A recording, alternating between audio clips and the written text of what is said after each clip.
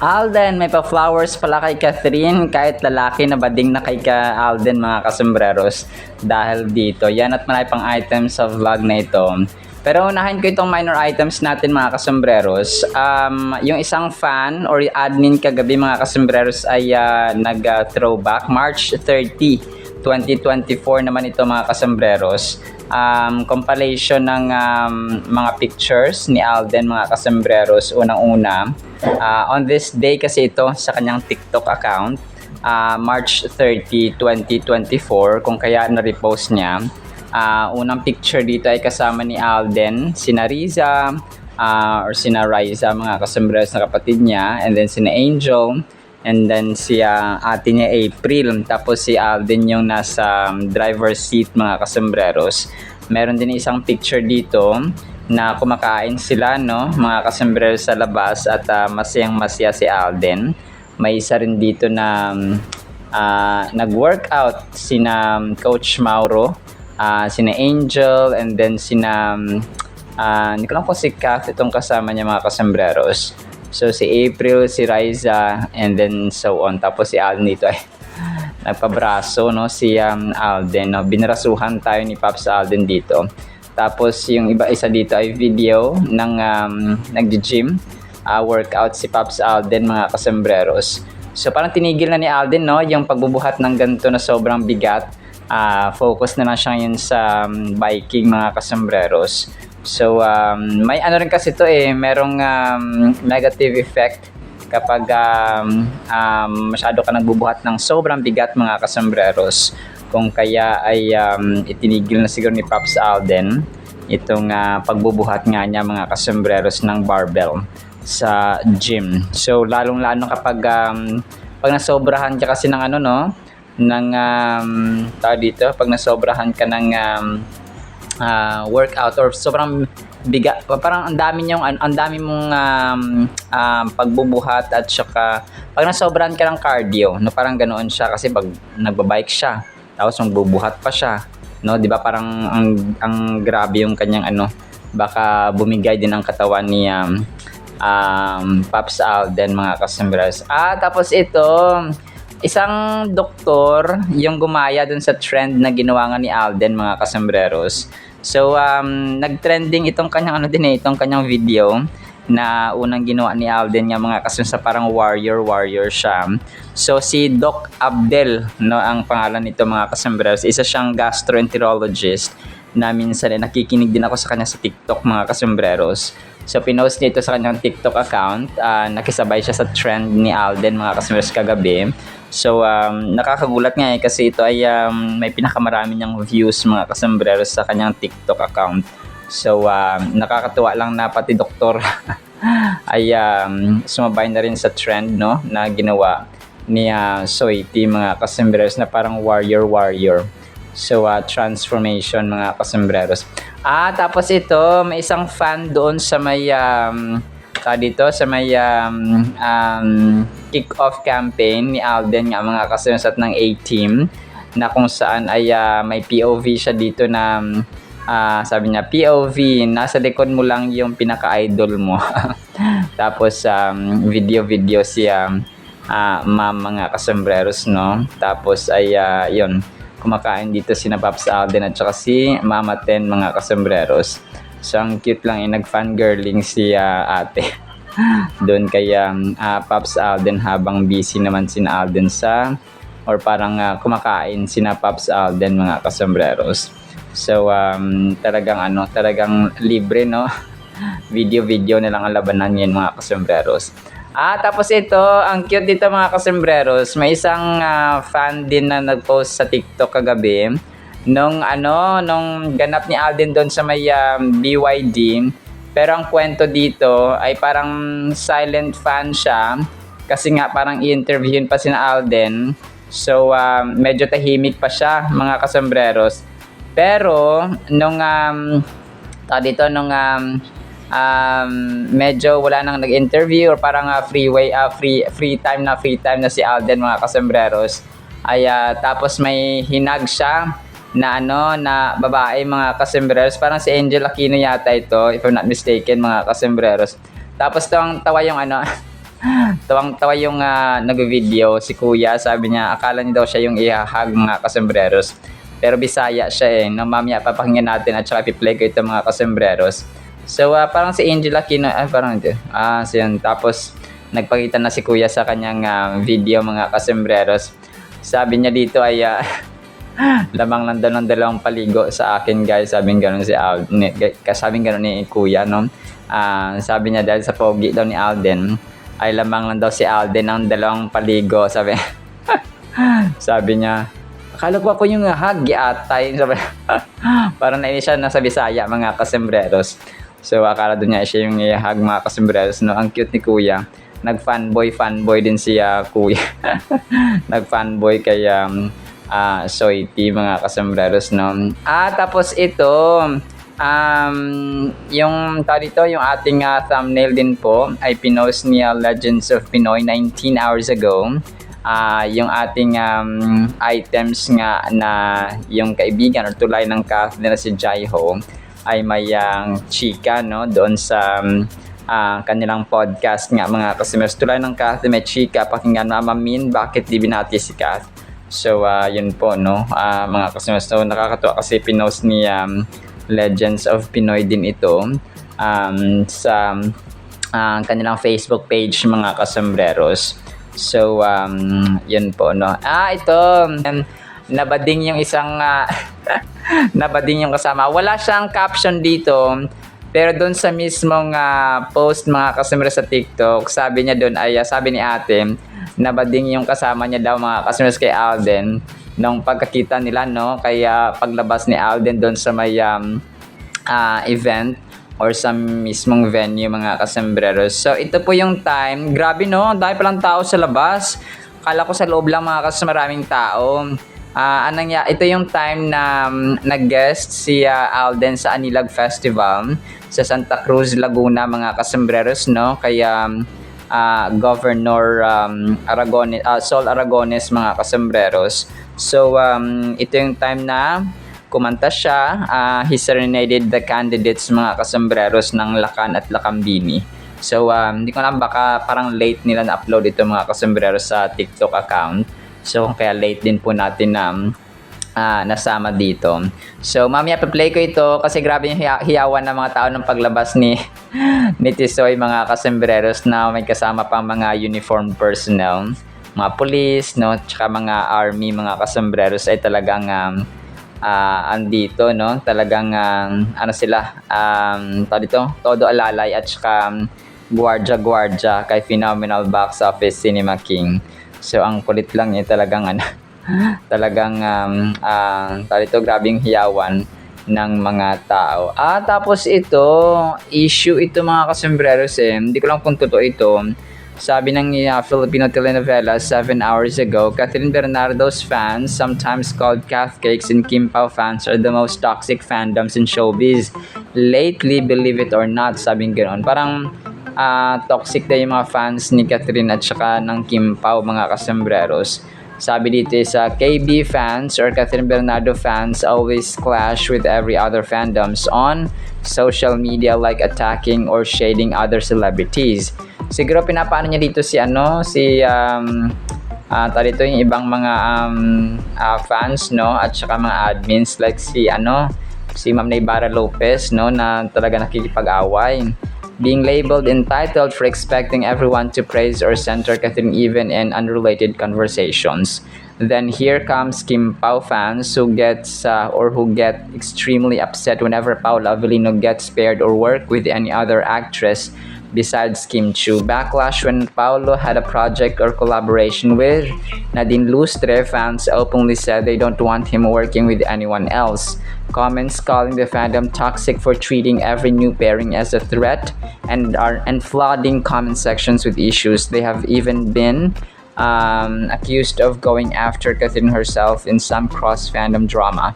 Fans get super invested, almost like Kim Pao belong together forever. So, parang di naman siguro, may mga fans lang siguro na but not all, no, mga kasombrero. So, siguro may mga times na ganoon, pero not all the time naman, at saka hindi lahat, of course, mga kasembreros ay focus talaga.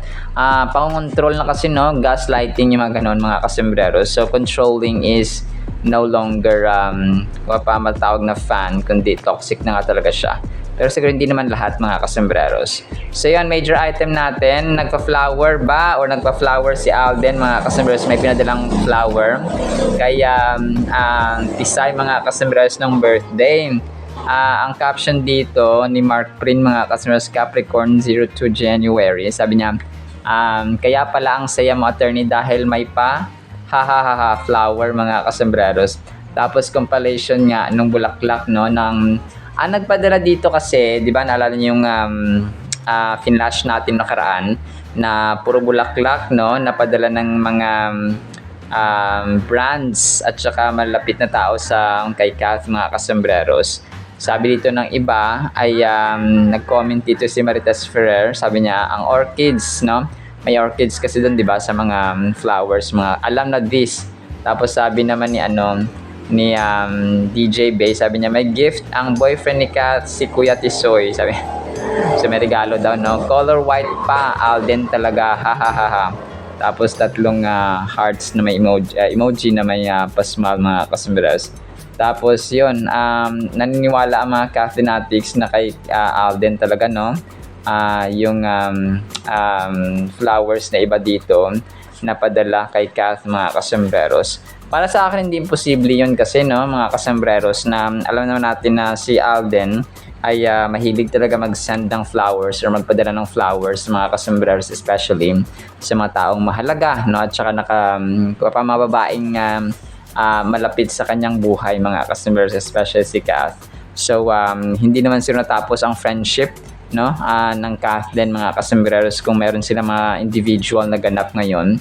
So ako naniniwala ako na isa sa mga pinadala dito ay kay Soiti, mga kasombreros. So ano lang siya, kung parang kasi sobrang dami doon sa may sobrang dami nung tawag dito ng pinadala, no, kasama ang mga brands, mga kasombreros, ay hindi na natin alam mo yon, na-emphasize na kung kanino yan, kasi may mga letter siya, may mga card or greetings, mga kasombreros, pero walang pangalan, no, yung iba doon. So kung kaya mapapasabi ka na hindi naman lahat pinadala ng KFC, hindi lahat pinadala ng Bangko BPI Direct Banco, hindi naman lahat pinadala ng alam mo yon, ng Idea Vision and so on, mga kasombreros.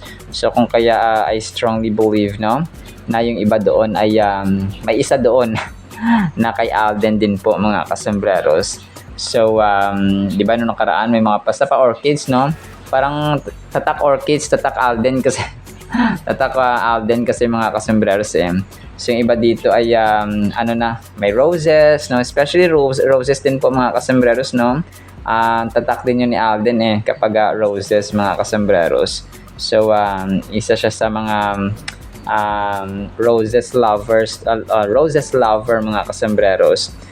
Kagaya nga ng pinadala niya dati or dinala niya sa birthday niya, Kath, mga kasombreros. So yun po. So ngayon talagang lang pinadala na lang niya, mga kasombreros, no, itong bulaklak. So pero hindi ko po kayo pipilitin, ha, kung maniwala kayo o hindi, mga kasombreros. So this is just my honest opinion. Sa mga maniniwala lang po tayo, mga kasombreros. Sa mga ayaw, of course, wala po tayong pilitan, ha, mga kasombreros and mga Cathinatics. Alright, so yan lang actually sa ating Cathin items, no. May play ba ako dito?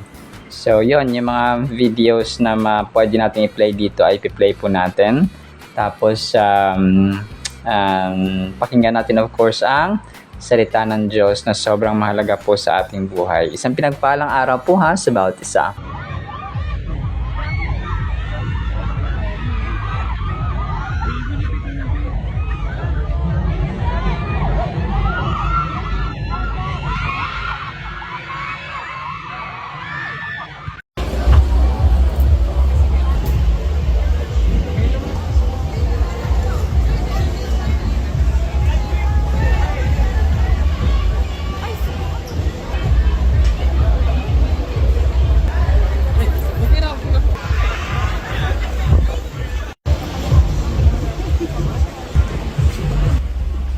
Hello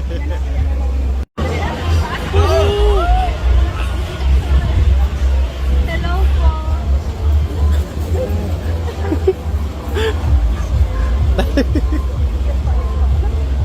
Abi ko ako ihag.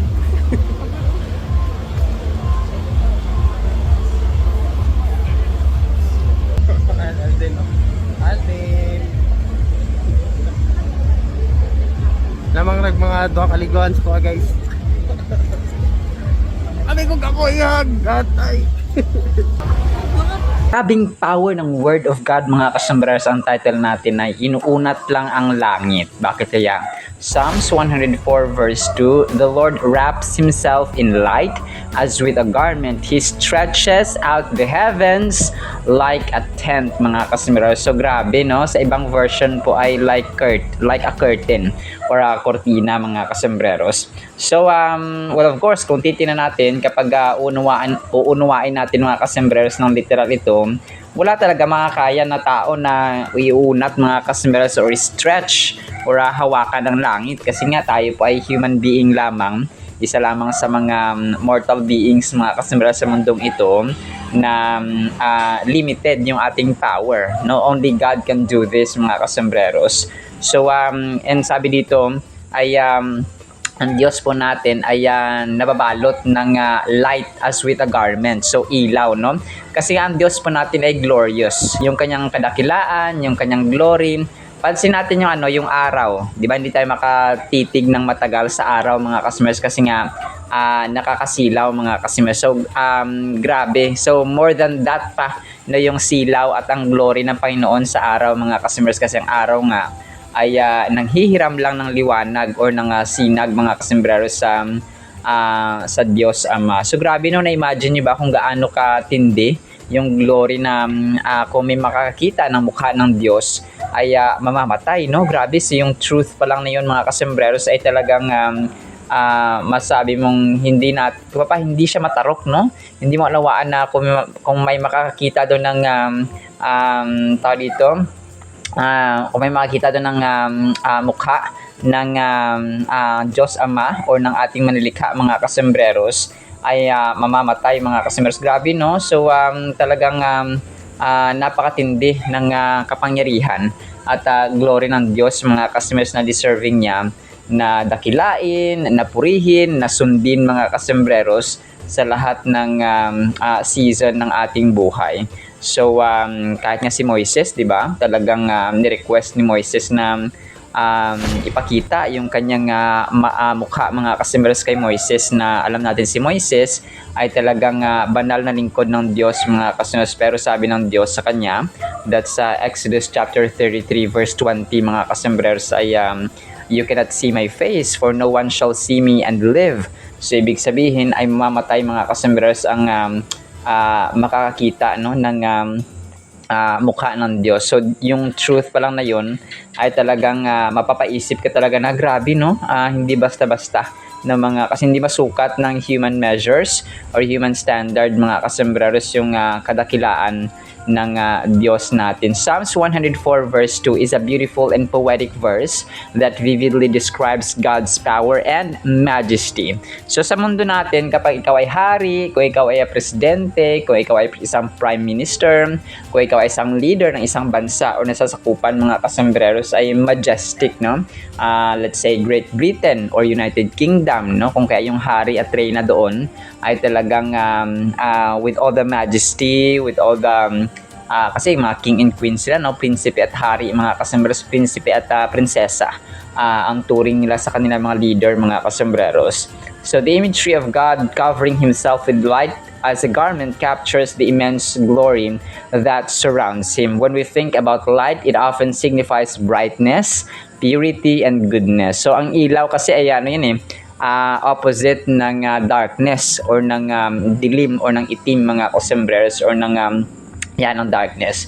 So kung kaya kapag ang sinabi dito ay light, no, ilaw mga kasembreros, ibig sabihin ay purity, goodness, kabutihan, no, yung liwanag ay kalaban talaga yan ng dilim mga kasembreros. So which is of course no, tayo po ay mga anak ng liwanag at ng hindi ng kadiliman, mga kasembreros. So, which is yung dilim kasi ay nagre-represent ng evil or Satan or bad, mga kasembreros. Just like a garment enfolds a person, God's light envelopes him, reflecting His holiness and righteousness. So, kagaya sa atin, di ba? May mga damit tayo, mga kasembreros, may suot tayo na kung saan ay nagre-represent of who we are. Kapag ang tao ay ang suot-suot ay mga branded, yung mamamahalin ng mga suot, mga kasembreros, ibig sabihin mayaman ang taong ito, no? Whereas si Lord, mga kasembreros, ay yung bumabalot sa kanya na damit, mga kasembreros, ay hindi na siya damit na ordinaryo, it's something na eternal. Kaya hindi siya naluluma, hindi siya naluluma, hindi rin siya hindi rin siya masusunog or something, kasi nga hindi siya out of this world siya, mga kasembreros. So eternal si Lord, wala siyang katapusan, so wala rin katapusan yung lahat ng nature at lahat ng meron siya, mga kasembreros. So ganoon po siya, kumbaga immense yung kanyang glory. Grabe yung kanyang glory, mga kasembreros. As we look deeper, we discover that this verse isn't just focused on God's appearance. It invites us to appreciate the very essence of who He is. So yung essence, no?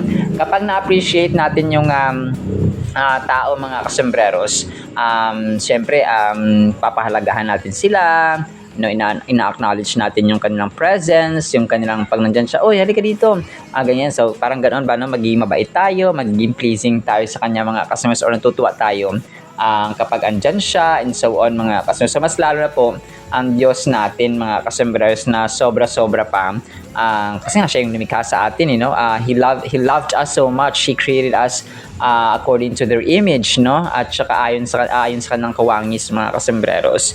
Furthermore, this verse indicates the way God has orchestrated creation. The phrase "who stretched out the heavens like a curtain," or like a tent, mga kasembreros, speaks of His sovereign authority in shaping the universe. So grabe, no? Kung iisipin natin na pino-fold nilang or tinutupi nila, mga kasembreros, or inuunat ang mga langit pa talaga, mga kasembreros, hindi lang isang langit kundi ang mga langit, kagaya ng isang tent, mga kasembreros, or kortina. So di ba yung kortina natin, of course, ay madali lang siyang tupiin or madali lang siyang i-fold, mga kasembreros. So ito langit, no? Grabe, mga kasembreros. So yung imagery na ito na kinumpare yung mga langit sa tent or sa kortina, mga kasembreros, that is spread out, signifying both the vastness of space and God's intimate involvement in caring for this world. So grabe, no?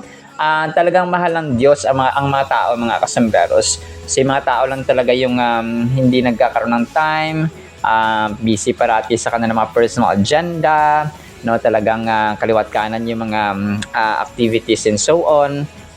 Pero sa panahon natin, sa moment ito, hindi pa naman huli ang lahat, mga kasembreros. As long as we live, as long as nandito pa tayo sa mundo na mga buhay, mga kasembreros, ay meron pa tayong pag-asa. We can picture God as a master craftsman, creating an awe-inspiring canopy that not only holds the stars, but also serves as a reminder of His grandeur and creativity. By contemplating this verse, we are drawn to the understanding of God's involvement in our lives. So, involved talaga ang Panginoon. Alam niyo yung taong may gusto sa isang babae or sa isang lalaki, for example, gusto niya, kunwari, stranger pa sila, no? Tapos hindi nila kilala ang bawat isa. Magde-desire yan yung lalaki. For example, no, magde-desire yan na magiging parte siya ng buhay ng babae na kanyang dinedesire. So, kakaibigan niya yung mga kaibigan ng babae. Magiging malapit siya dun sa mga taong malapit sa kanya. Tapos parang papasukin niya yung mundo ng babae, mga kasus, kasi nga gusto niya, kasi mahal niya, mga kasus, parang may pagtingin siya doon, no? So ganoon din mga kasmas ang Diyos natin, because He deeply and He greatly loves us, mga kasembreros, ay He wanted to be involved sa ating buhay, and not just involved, mga kasembreros, but to be the leader, the master, no, the Lord and Savior ng ating buhay, mga kasembreros. So ganoon po siya. So ang tao lang talaga ang kulang ang panahon at atensyon sa Diyos, mga kasembreros. His light doesn't just illuminate the heavens, it brings clarity and guidance to our everyday existence. By recognizing God as the creator of this wondrous universe, we are invited to cultivate a deeper relationship with Him. So, yung ilaw niya, mga kasembreros, di ba, pansin natin, sa mga lugar na walang ilaw, sa madilim, mga kasembreros, well, of course, ay hindi natin na naisin na doon tayo parate, no, di ba? Imagine mo gabi, isang taon, madilim, mga kasembreros, so walang ilaw. Pagkagabi, di ba, alam natin na mahirap tayo makakilos kasi nga madilim, mga kasembreros. Imagine natin kapag ganun yung buong taon, di ba? So talaga mahirap. That is why yung kanyang ilaw, yung kanyang araw, mga kasembreros, na yung sunlight na ibinibigay sa atin ay dapat nating pasalamatan, mga kasembreros, no, kasi it brings clarity and guidance sa araw-araw nating pamumuhay. Minsan na natitake for granted yung araw, no? Diyan naman parati yung araw, no? Pero imagine natin kung hindi paarawin na pasikatin ni Lord ng isang taon.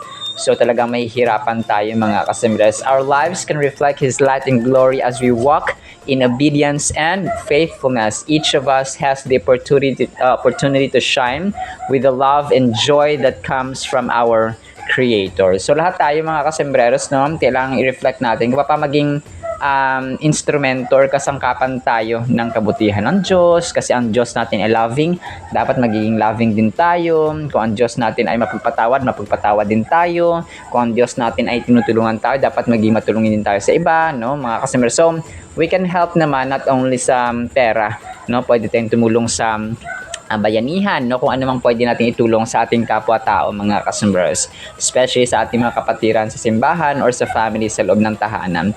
Finally, we are called to shine our light. Just as God is clothed in light, we are invited to reflect that light to others. So kagaya na mention ko, mga kasembreros, maging instrumento tayo ng liwanag sa iba. In our daily interactions, may we represent Christ's love and joy.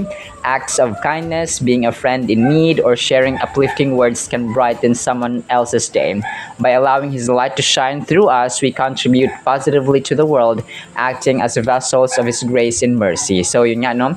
Alam niyo, napakaganda, masarap mabuhay sa paligid na or sa environment, sa compound, for example, na nagmamahalan, may care about this. Yung parang hindi mo naman sila kadugo, hindi mo naman kadugo yung kapitbahay mo, pero yung actions ninyo ay parang magkadugo kayo or parang magkapamilya kayo, mga kasembreros. Ang ganda ng ang ganda ng ganong environment, mga kasembreros. So hoping and praying na ganun po yung gagawin natin from this day forward, mga kasembreros. So kasi talagang parang napakaiksi ng buhay, and yun yung purpose ng buhay natin.